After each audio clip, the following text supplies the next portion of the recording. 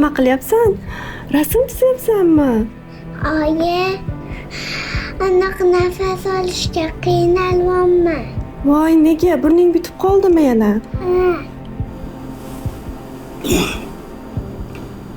Kechasi bilan yaxshi nafas olaman. Uxlolman.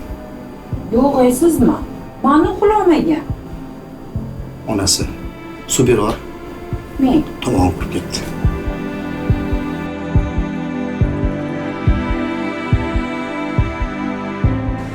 Aka, o'zim birga o'ynaysiz. Yo'q, o'zing o'yna. O'ynam kelmayapti.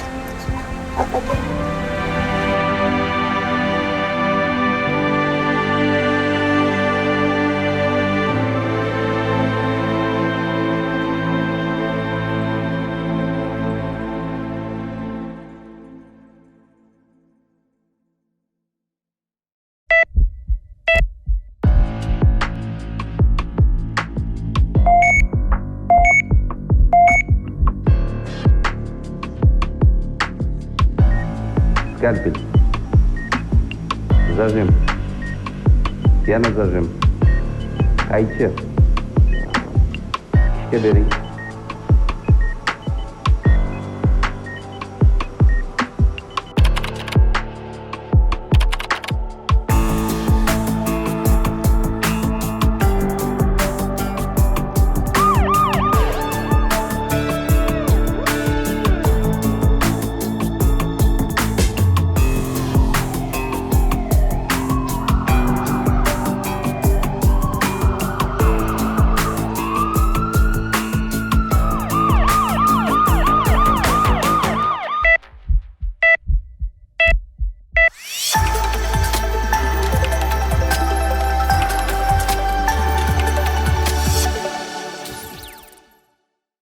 Akfa Medline universitet klinikasi sog'lom yashashga haqlisiz.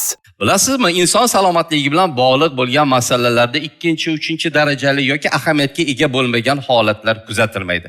Hattoki yengil va ravon nafas olishlik katta ahamiyatga ega va bugungi suhbatimiz aynan shu haqida. Efirda Puls 1141 ko'rsatuvi. Assalomu alaykum. Assalomu alaykum. Puls 1141 ko'rsatuvining aziz tomoshabinlari, Ro'ziqul aka, burun bilan bog'liq kasallik haqida gapirdingiz va bu men uchun ham og'riqli mavzulardan biri. Yaxshiyamki biz bu mavzuga murojaat qilyapmiz. Ochig'ini aytsam, nafaqat siz uchun, balki millionlab yurtdoshlarimiz uchun ham.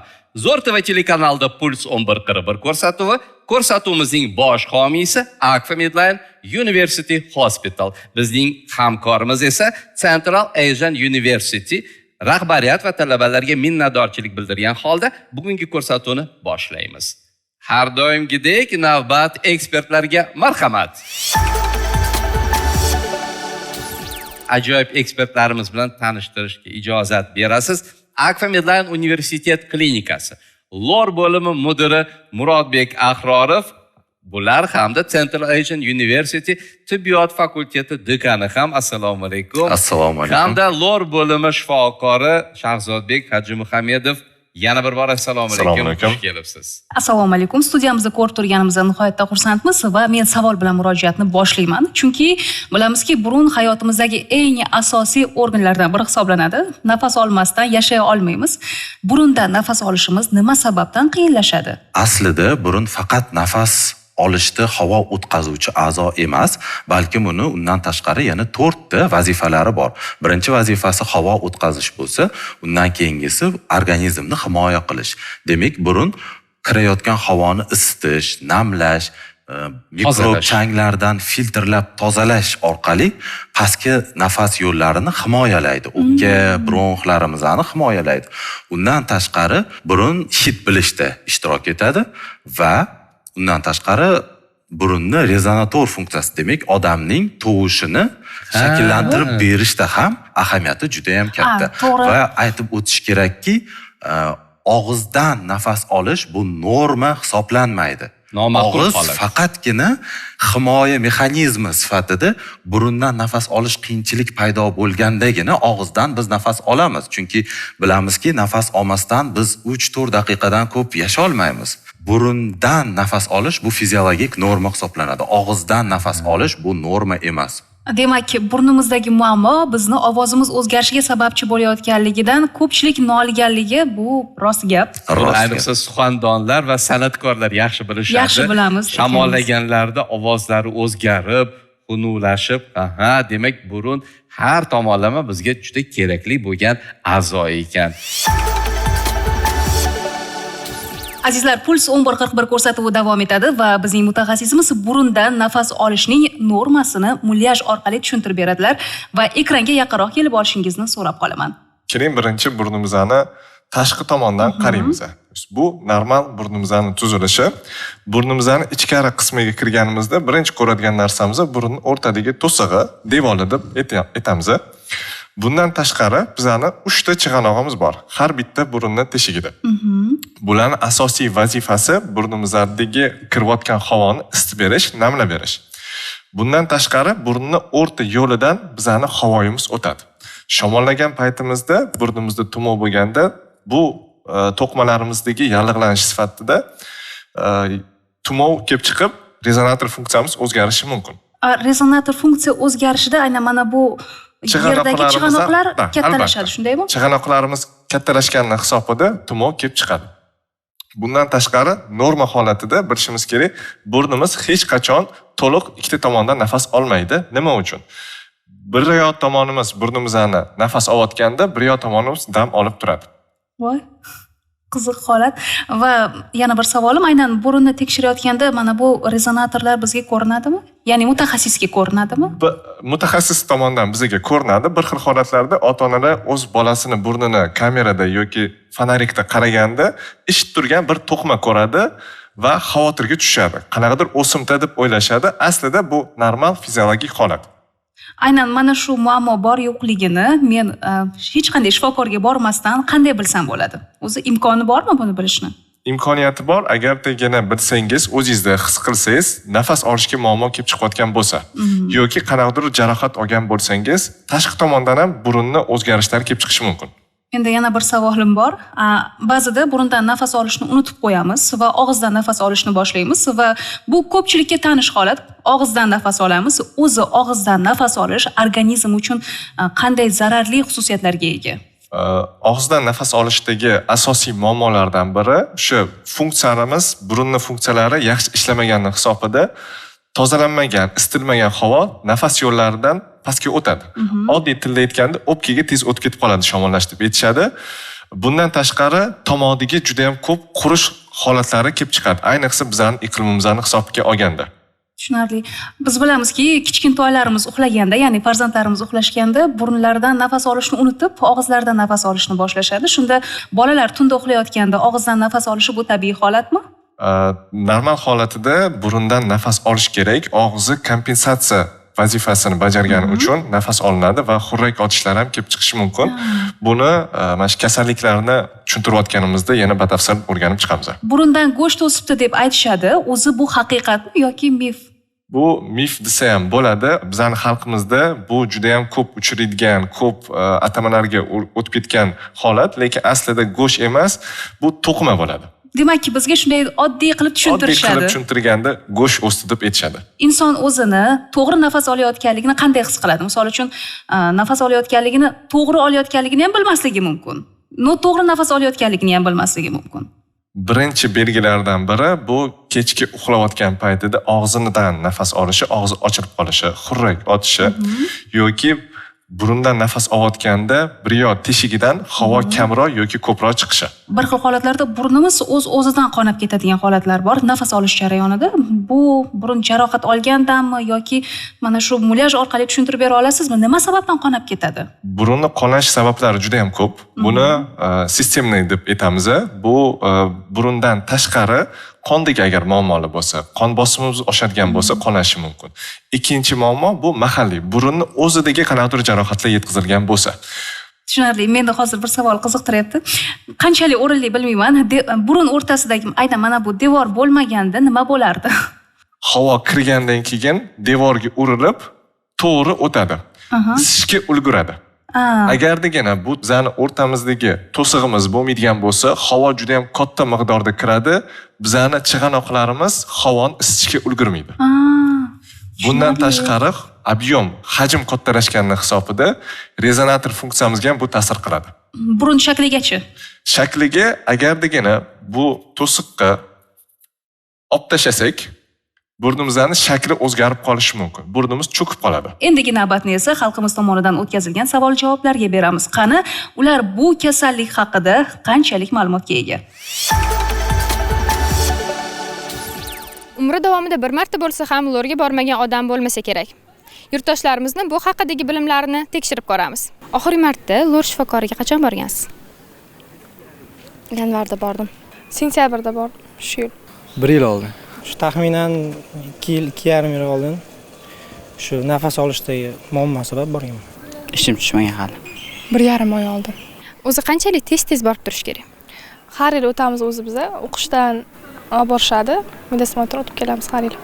Men 6 oyda deb o'ylayman, 6 oyda borish kerak. O'sha bir 2-3 oy orasida menimcha borib turish kerak. Har 3 oy 4 oyda borib turish kerak. Menimcha har 1 oy yoki 2 oyda. Hech lor doktor sizga burningiz qiyshiq ekan, to'g'rilash kerak deb aytganmi? Yo'q. Yo'q, aytmagan lekin. Yo'q, aytishmagan. Aytgan, operatsiya bo'lganmi? Dekabrda. Ha. Tanishlaringizdan, oila a'zolaringizdan kimdir xurrak otadimi? Yo'q. Yo'q, unaqasi ham yo'q lekin. Otadi. Albatta. Nima sababdan? Charchoqdan deb o'ylayman. Ayseli tomoshabinlar, Puls 11:41 ko'rsatuvi o'z ishini davom ettiradi. Ilk avval Shahzodbek bizga burunning tuzilishi va uni ahamiyati haqida to'liq ma'lumot berdi. Yurtdoshlarimizning fikrini ham birgalikda eshitdik. Endi nazarimizni kasalliklarga qaratsak. Sitoraxon yuqorida bir necha bor bu savolni berdi. Nima sababdan burundan nafas olishimiz qiyinlashadi? Asosiy 4 ta sababi bor deb aytib o'tdingiz. Keling, tomoshabinlarimizga mullash yordamida ko'rsatib beraylik. Bu qanday sabablar? Haqiqatdan eng ko'p uchraydigan turi bu burun o'rta to'sig'ini qiyshayishi. Birinchi o'rinda turadi. Birinchi o'rinda turadi. Yer yuzidagi xalqning taxminan 80%da burun o'rta to'sig'i qiyshiqligi mavjud ekan. Burnimizning o'rta to'sig'i mamnaqa holatga kelib qolgan bo'lsa, demak bu burunning o'rtasidagi devori yoki chapga yoki o'ngga, ba'zi bir paytlarda bundan ham ko'p yoki umuman chap tomonga yoki o'ng tomonga qiyshayib ketgan holatlar uchraydi va bu holatda burunni yo'llari torayib nafas olishga qiyinchilik tug'iladi.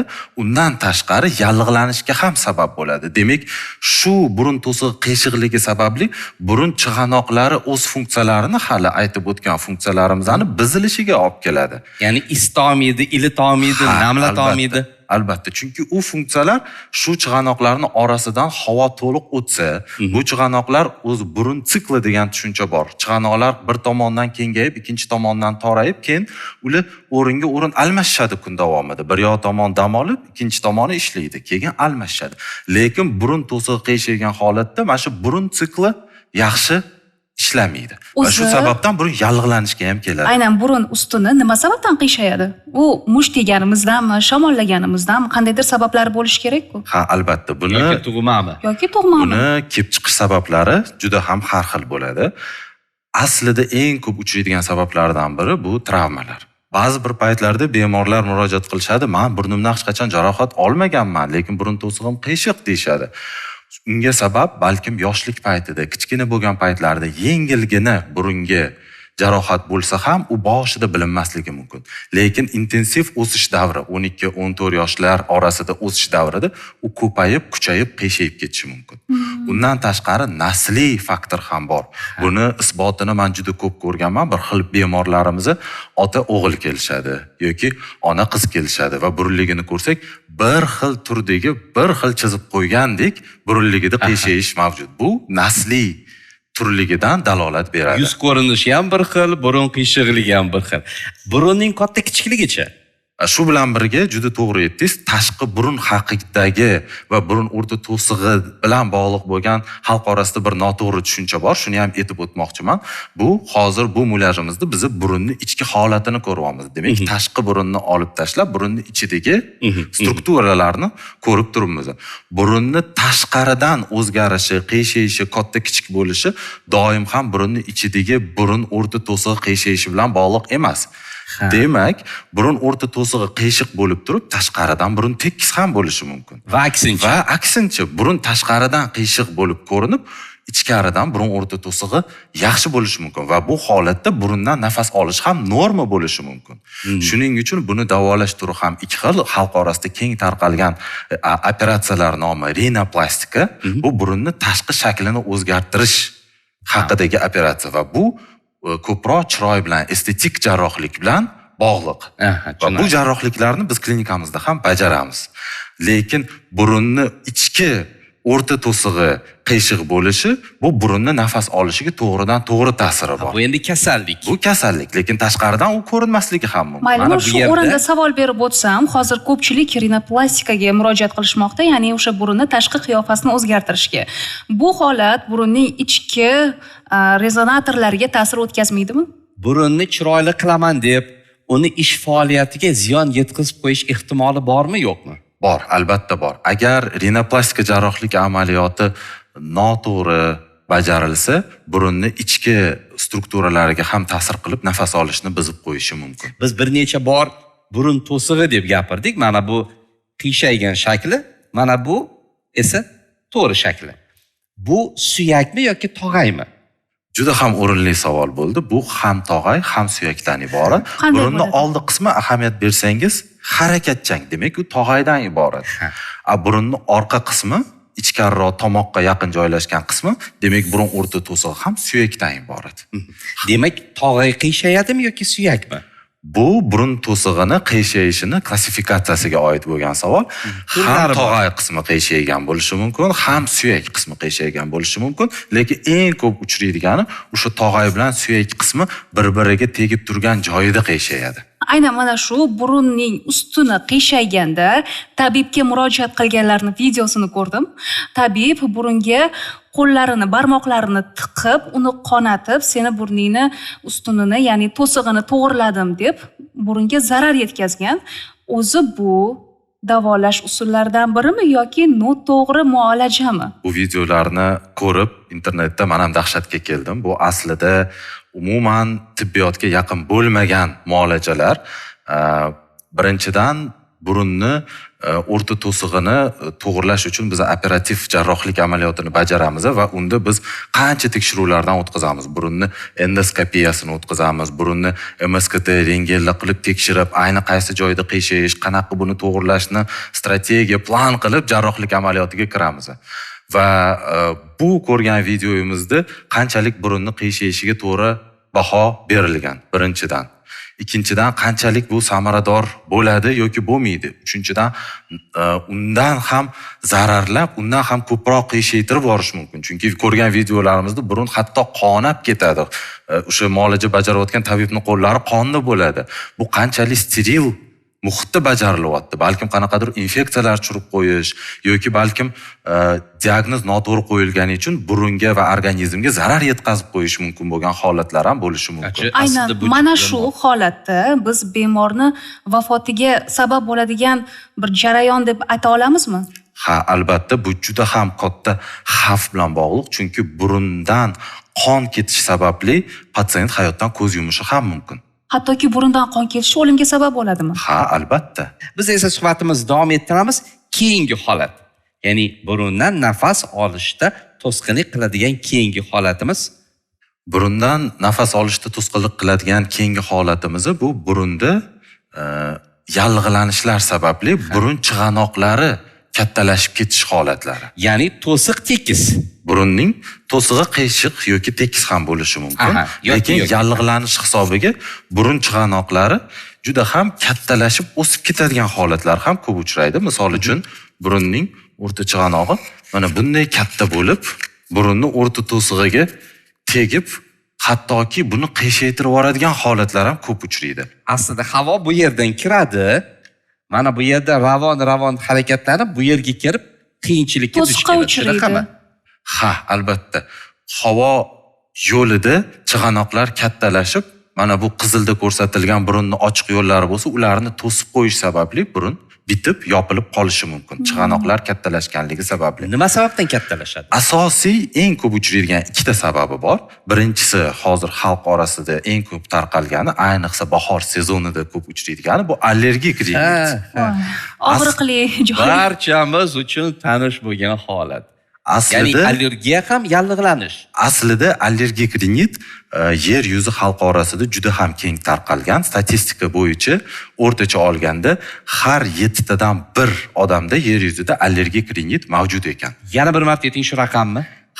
Yer yuzidagi xalqning 7 dan 1ida o'rtacha olganda allergik rinit mavjud ekan hozirgi kunda. Va Agar bu absolyut ko'payib raqamga aylantirsak 1 milliard degan o'rtoqlar. 1 milliard aholida allergik rinit bor, lekin bu ham hammasi emas. Qanday qilib? Bu murojaat qilgan insonlar orasida. To'g'ri, biz bilganlarimiz. Odatda murojaat qilmaganlar xuddi shuncha raqamni tashkil etadi. Demak, bemalol 2 milliard aholida allergik rinit bor deb aytsak bo'ladi. Aytsak bo'ladi. O'zbekiston ham bundan ming afsus istisno emas. O'zbekistonda taxminan aholida 10 ta odamdan 1 kishida allergik rinit uchrar ekan va bu o'sish, ko'payish, yildan yilga ko'payish tendensiyasiga ega bu kasallik.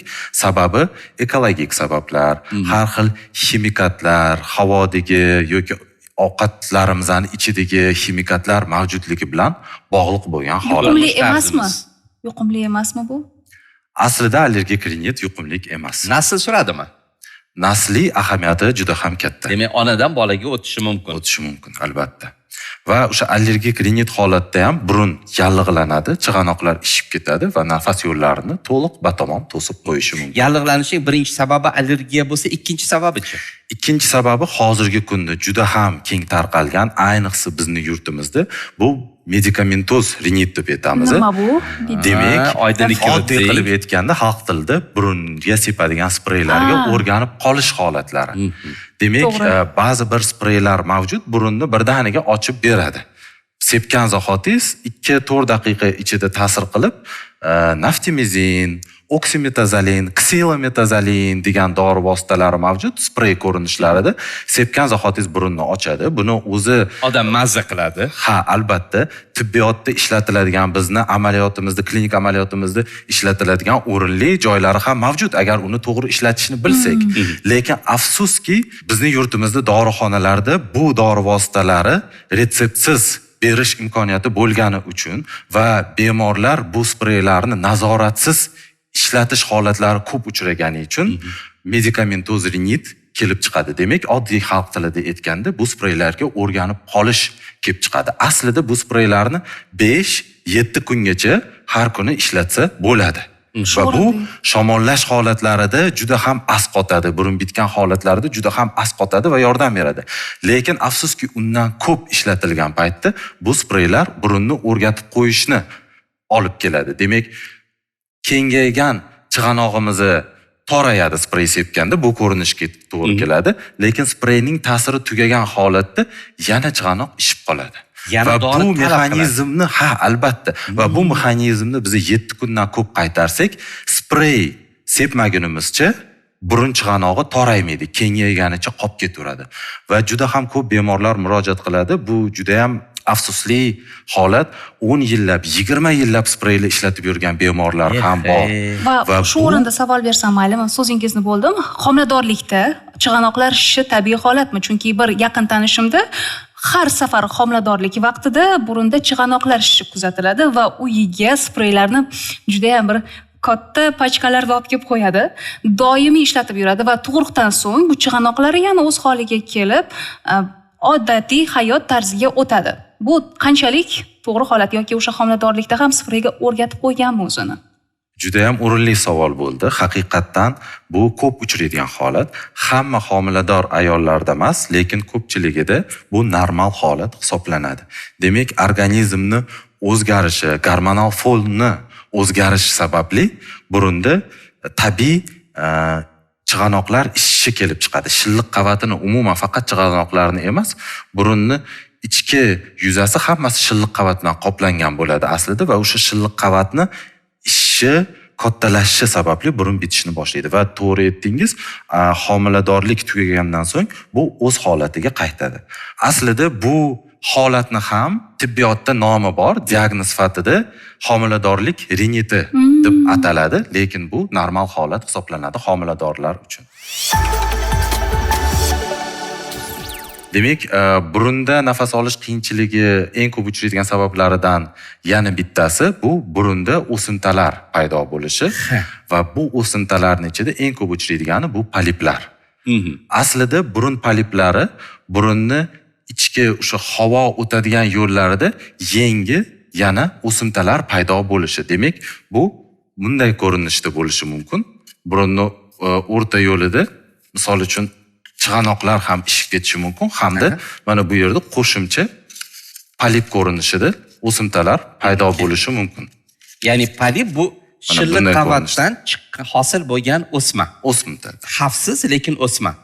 Yoki xavflisi ham bo'ladimi? Albatta, bu xavfsiz o'simtalar turiga kiradi aslida, lekin buni ham o'ziga yarasha xavflari bor. Nafas olish qiyinligi uni darajasiga qarab, qanchalik davomiyligiga qarab har xil organizmga ta'sir ko'rsatishi mumkin. Misol uchun, yengil darajadagi nafas olish qiyinchiligi bosh og'riqlarga, kechasi yaxshi uxlamaslikka, kun davomida tez toliqish holatlari kelib chiqishiga sabab bo'ladi.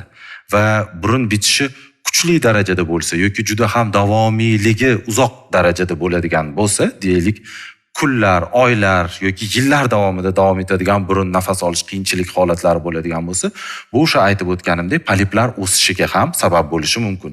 O'simtalar paydo bo'lishiga ham, haligi xavfsiz va xavfli onkologik o'simtalar paydo bo'lishiga ham sabab bo'lishi mumkin. Bir qarashda oddiy ko'ringan burun devorining qiyshayıshi oxir oqibat hayot sifatining keskin yomonlashishi, kasalliklarning vujudga kelishi va hattoki umr davomiyligining qisqarishiga ham olib kelar ekan. Bizdan yiroqlashmang, oldinda bizni yana sabablar kutmoqda. Davom etamiz. Burundan nafas olish qiyinchiligi haqida suhbatlashmoqdamiz va bizda mutaxassislar bor. Mutaxassislarimiz bizga galdagi sabablar haqida ma'lumot berishadi. Va bu sababi ayniqsa yosh ota-onalar uchun qiziqarli. Marhamat Shahzodbek. Mulajimizga qaraydigan bo'lsak, bu burnimizni yon tomondan qarash bo'ladi. Asosiy kichkina bolalarda uchraydigan muammo bu adenoid to'qmasi, hali oldinda aytganimizdagi go'sht deb ataladigan narsa. Sitoraxon go'sht o'sibdi deb so'radi. O'sibdi degan narsalari adenoid to'qma burunning orqa qismida, burun halqumida joylashgan bo'ladi. Mana bu normal holat. Bu normal holat. Kichkina bolalarda esa adenoid bo'ladi. Har bitta bolada 10-12 yoshgacha bu to'qma bo'lib, keyin sekin so'rilishga uchraydi. Adenoid bu nima va nima uchun kerak? Adenoid bu bez. Oddiy tilda aytganda, adenoidimizning asosiy vazifasi bu bizani birlamchi immunitetga javob beradigan to'qma. Bolamiz shamollagan paytida asosiy udarni o'ziga qabul qilib, zarbani o'ziga qabul qilib, bu to'qma yallig'lanib kattalashadi. Shamollash o'tgandan keyin bu sekin so'rilib, nafas olishimizni ravon qilib beradi. Demak, bu hamma bolalarda uchraydimi yoki qismanmi? Yo'q, har bitta bolada uchraydigan to'qma bu xavfli to'qma emas. Normal holatida 10-12 yoshga yaqin bu sekin so'rilib ketishi kerak aslida. O'zi bolalar bizga ayta olmaydi. Noqulaylik tug'dirayotganini qanday aniqlasa bo'ladi buni? Birinchi alomatlari bu burundan yaxshi to'liq nafas olmasdan kechasi xurrak otish, og'zidan nafas olishi, og'zi ochilib qolishi. Kechasi uxlayotgan paytida vaqtinchalik nafas to'xtab qolishi. Bu juda o'sha xavfli holatlarda bo'ladi. O'sha shifokorga albatta murojaat qilish kerak. Ha, demak, ota-onalar bu borada ogoh bo'lishlari kerak ekan. Qaysi holatlarda adenoid insonga nisbatan dushmanlik qila boshlaydi? Statistika olib qaraganda 49% adenoidni kattalashishi nafas olishga muammo kelib chiqaradi. Yo'lni to'sadi. Yo'lni to'sib qo'yadi. Bunaqa holatlarning sabablaridan biri allergiya. Allergiyani hisobida shilliq qavatiga adenoidini yallig'lanish kelib chiqarib, nafas olishga muammo kelib yuzaga olib keladi. Bundan tashqari, surunkali ravishda qayta-qayta shamollashlar, virus infeksiyalar va burunga qanaqadir jarohat yetkaziladigan bo'lsa, travmatizatsiya deb aytamiz. Bunaqa holatda yallig'lanib, kattalashib, nafas yo'lini to'sib qo'yishga olib keladi. Bola burnini urib olsa yoki qattiqroq yig'ilib tushsa ham adenoidni yallig'lanishiga sabab bo'ladi, shundaymi? Yo'q, bunaqa holatlarda asosan burniga qanaqadir narsa tiqib yuboradigan bo'lsa, eng ko'p uchraydigan holatlar burun o'yinchoqlar tiqib yuborishadi burunning ichiga. Surunkali yallig'lanish olib kelib, shuni hisobida bo'tga ham zarar yetkazib olib kelishi mumkin. Mana shu adenoid, ya'ni bu muammo kattalarda ham uchraydimi? Bir xil holatlarda agar degana bu to'qimamiz 12 yoshga yaqin so'rilib ketmagan bo'lsa, katta bo'lib burnimizni orqa qismini to'sib qo'yishi mumkin. Ko'rishimiz mumkin, yo'l torayapti. Lekin agar degana yoshi katta odamda adenoid uchraydigan bo'lsa, biz har doim hushyor bo'lishimiz kerak.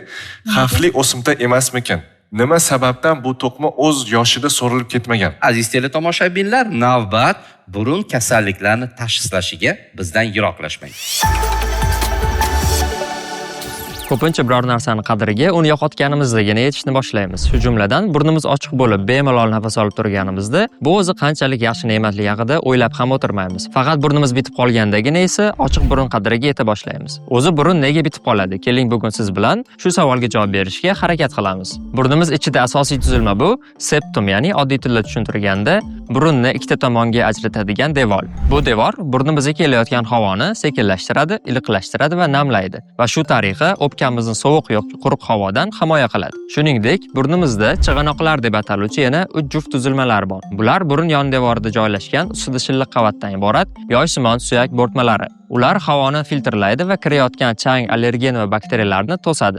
Agar sizda changga yoki gulchangga allergiya bo'lsa yoki shamollagan bo'lsangiz, aynan shu chig'anoqlar ustidagi shilliq qavat isishni boshlaydi va qo'shimchasiga shilimshiq suv ishlab chiqaradi. Shunda biz burun bitishi va burun oqishini boshlaganini sezamiz. Aslida bu burun bo'shlig'ining himoya reaksiyasi bo'lib, bu tanaga turli changlar va mikroblarni kirishini yanada qiyinlashtiradi. Ammo har doim ham burun bitishining sababi oddiy shamollash yoki allergiya bo'lavermaydi. Ba'zida burun bitishining biroz jiddiyroq sabablari ham bo'lishi mumkin. Masalan, burun devori qiyshiqligi. Statistika bo'yicha odamlarning 70-80%da burni qiyshiq bo'ladi. Lekin bu hammaga ham muammo tug'dirmaydi. Faqat nafas olishni qiyinlashtirgandagina bu holatni jarrohlik yo'li bilan davolash kerak bo'ladi. Poliplar bu burun ichida o'sib chiqadigan yumshoq, xavfsiz o'sma, ya'ni xalq tilida burundagi go'sht deb ataladi. Bu xavfli emas, lekin nisbatan yirikroq poliplar havo yo'lini to'sib qo'yishiga olib kelishi mumkin. Adenoidlar bu burun orqasida joylashgan limfa to'qimasi bo'lib, bu holat ko'proq bolalarda uchraydi. Ular shamollash, allergiya yoki doimiy infeksiyalar natijasida kattalashadi. Agar bola og'zi orqali nafas olayotgan bo'lsa yoki kechasi qattiq xirillab uxlayotgan bo'lsa, bu adenoidlar sababli bo'lishi mumkin. Bolalarda burun bitishiga bee'tibor bo'lmaslikning yana bir sababi shundaki, doimiy burun bitib, faqat og'iz orqali nafas olib yurish bolalarda yuz jag' suyaklarining noto'g'ri rivojlanishiga va doimiy tishlarning qiyshiq joylashishiga olib keladi. Bu esa keyinchalik farzandingizning tashqi ko'rinishiga salbiy ta'sir ko'rsatadi. Shifokorlar burun bitishini aynan nimadan kelib chiqqanini qanday aniqlashadi? Avvalo, umumiy ko'rik qilinadi. Oddiy chiroq va burun ushlagich yordamida burun ichi ko'zdan kechiriladi. Keyin endoskopik tekshiruv o'tkaziladi. Bunda burun ichiga yupqa kamera kiritiladi va u orqali shifokor burunning chuqur joylarini ham aniq ko'ra oladi. Kattalar uchun ko'pincha KT, ya'ni kompyuter tomografiyasi tayinlanadi. Bu maxsus rentgen orqali burunning ichki tuzilmasini 3D ko'rinishda ko'rsata oladi. Bolalarda esa ayniqsa adenoidlar bo'yicha oddiy rentgen yetarli bo'ladi. Bu qisqa va og'riqsiz usul bo'lib, juda keng qo'llaniladi. Bu usullar orqali shifokorlar muammoni aniqlab, eng to'g'ri davolash yo'lini tanlashadi. Demak, agar siz yoki farzandingiz burun orqali nafas ola olmayotgan bo'lsa, bu oddiy holat emas. Bu jiddiy anatomik muammo yoki yallig'lanish sababli bo'lishi mumkin. Ba'zida oddiy burun bitishi bilan kelgan bemorlarda burun bo'shlig'ida xavfli o'simta aniqlangan holatlar ham bo'lgan. Shuning uchun yaxshisi o'z vaqtida shifokorga murojaat qiling. Siz bilan Med 36 jamoasi bo'ldi. Keyingi ko'rsatuvlargacha salomat bo'ling. Burundan nafas olish qiyinchiligi haqida suhbatlashyapmiz va biz ayni damda davolash usullariga yetib keldik. Mutaxassislarga yuzlanaman. Davolash usullari haqida so'z ochishdan oldin uy sharoitida biz o'zimizni aynan burundan nafas olish qiyinchiligini yechimini topa olamizmi? Uy sharoitida albatta davolash usullari mavjud. Birinchi qiladigan narsamiz biza burundan erkin nafas olish uchun namligimiz yaxshi bo'lish kerak. Albatta, увлажнительlardan foydalanish kerak. Ya'ni havoni namligi. Havoni namlab turadigan bo'lsak, shunda burnimizga kirayotgan havodan ravon, erkin nafas olishimiz mumkin. Xonani shamollatib turishimiz kerak va eng oson yo'llardan biri bu oddiy namokapli suvda burunni chayib turish. bezarar hisoblanadi. Nomakopli suv. Albatta. Juda ham Qanaqa ko'p qilib eshitganman chayiladi? nomakopli suvni. Shpritsdami, qoshiqdami? Qanday? 200 millilitrga odatda yarim choy qoshiq tuz qo'shilganda o'sha bizaga tuz miqdori yetarli darajada burunga qulay bo'ladigan, komfortniy bo'ladigan darajada tuz miqdori bo'ladi va o'sha stakan suvni hammasi bilan burunni chayib tashlash mumkin. Ya'ni farmakologlar so'zi bilan gapiradigan bo'lsak, bitta choy qoshiq bu 5 gram. Demak, taxminan 2-3 gram osh tuzi 200 millilitr qaynatilgan iliq suvga qo'shilishi kerak. Albatta suv toza bo'lishi va xona haroratida bo'lishi juda ham muhim ahamiyatga ega. Tushunarli. Bilasizmi Ro'ziqul aka, avvallari ota-bobolarimiz piyozni hidlatishardi va sarimsoq piyozni hidlatishardi. Shu bilan birgalikda kartoshkani qaynatib, aynan o'sha qaynoq suvni bug'ida ustimizdan sochiq tashlatib, shundan nafas olgin, shunda nafas yo'llaring ravon bo'ladi, nafas olishda qiynalmaysan deb aytishardi va qildirishardi. O'zi bu qanchalik to'g'ri va samarali. Bu aytgan usullaringiz ham qo'llasa foydasi bo'lishi mumkin, faqat burun bitishini sabablariga qarab turib. Masalan, siz aytib o'tgandek, kartoshkani qaynatib, uni parini hillatish aslida quruq burun yoki atrofik burun holatlarida yaxshi yordam beradi va kuchli yallig'lanish, ORV, gripp shamollashlarida ham yaxshi effektga ega. Lekin allergik rinitda bu holatni yana ham yomonlashtirishi mumkin. Har qanday kasallikni davolashdan avval tashxis qo'yilishi shart. Bu tibbiyotning oltin qoidasi. Tashxissiz biron bir davo choralari, hattoki uy sharoitida, hattoki oddiy usullardan foydalanish mutlaqo mumkin emas. Demak, uy sharoitida davolansa bo'ladi, faqatgina shifokorning ko'rsatmasi va ko'rigidan keyin. Endi dori-darmonga murojaat qilamiz. Qaysi holatlarda dori-darmon foyda beradi-yu, qaysi holatlarda jarrohlikka majbur bo'lamiz? Burun o'rta to'sig'i qiyshiqligi haqida gapirdik. 80% o'rtacha olganda 80% yer yuzi xalqida qiyshish mavjudligi haqida aytib o'tdik. Lekin bu degani 80% yer yuzidagi xalqni biz davolashimiz kerak degani emas. Chunki buni hammasi ham burundan nafas olish qiyinchiligiga olib kelmaydi. Shu sababdan agar kuchli darajada burun to'sig'i qiyshiqlik kelib chiqadigan bo'lsa va u alomatlar, simptomlar berayotgan bo'lsa, unda jarrohlik amaliyotidan boshqa yo'limiz yo'q. Faqatgina jarrohlik amaliyoti bilan burun o'rta to'sig'ini qiyshiqligini bartaraf qilishimiz mumkin va u sababli kelib chiqadigan alomatlarni yo'q qilishimiz mumkin. Jarrohlik amaliyoti deyilsa, birdaniga meni ko'z oldimga og'riqlar keladi. O'zi bu amaliyot qanchalik og'riqli? Aslida bu amaliyot umumiy narkoz ostida bajariladi va hech qanaqa og'riq patsientlar tomonidan sezilmaydi. Va hozir bajarish usullari va jarrohlikdan keyingi tiklanish usullari shunchalik mukammal bo'lib ketganki, patsientlar tiklanish davrida ham qiynalishmaydi, burundan nafas olishadi. Jarrohlik amaliyoti bajarilib bo'lingandan so'ng darhol burundan nafas ola olishadi. Va yengilgina yallig'lanishdek 3 kun 4 kungacha burundan ajralma kelib, ozgina yopilib turishi mumkin va undan keyin burun to'liq ochilib ketadi. AQShda ham yoki Yevropa davlatlarida, Germaniyada, Angliyada ham o'sha eng zamonaviy usulda bajariladigan jarrohlik amaliyotlari bizda ham bajarilardi va xuddi o'sha asbob uskunalar, diagnostik instrumentlarimiz va jarrohlik bajariladigan instrumentlarimiz, endoskop apparatlarimiz hammasi mavjud.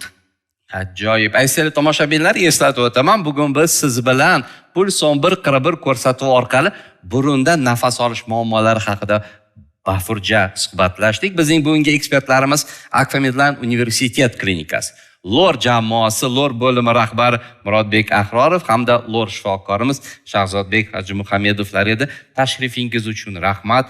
Qiziqarli ma'lumotlar uchun rahmat. Shifokor bo'lishimga qaramasdan bugungi suhbatda o'zim uchun ham bir qator yangiliklarga ega bo'ldim. Rahmat. Rahmat Potokon, sizlarga ham katta minnatdormiz.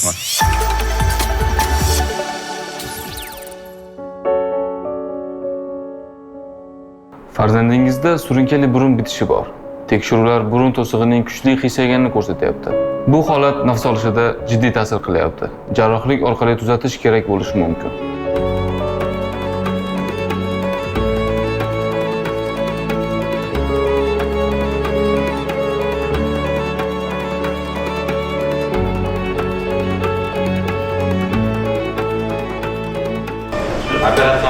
hammaga katta rahmat.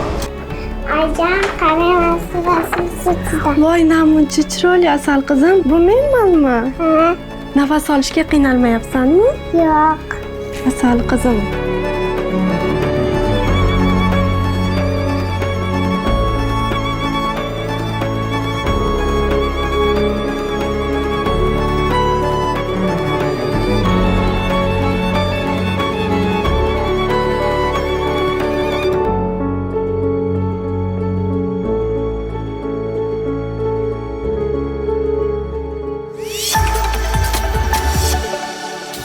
Ro'ziqul aka, bugungi mavzu orqali men ancha-muncha xulosalarni yasadim, chunki oddiygina burnimiz orqali biz butun bir hayotni kashf etayotganligimiz ham juda ham katta saboq berdi. Chunki bilamizki, farzandlarimiz burundan nafas olishini yaxshi bilishmaydi. Biz ota-onalar esa bunga ko'mak berishimiz kerak ekan, chunki go'zal qiyofani rivojlanishida nafas olishning ahamiyati nihoyatda kattaligini unutmaslik kerak va bilish muhim. Darhaqiqat bugungi suhbatimiz juda qiziqarli va maroqli bo'ldi.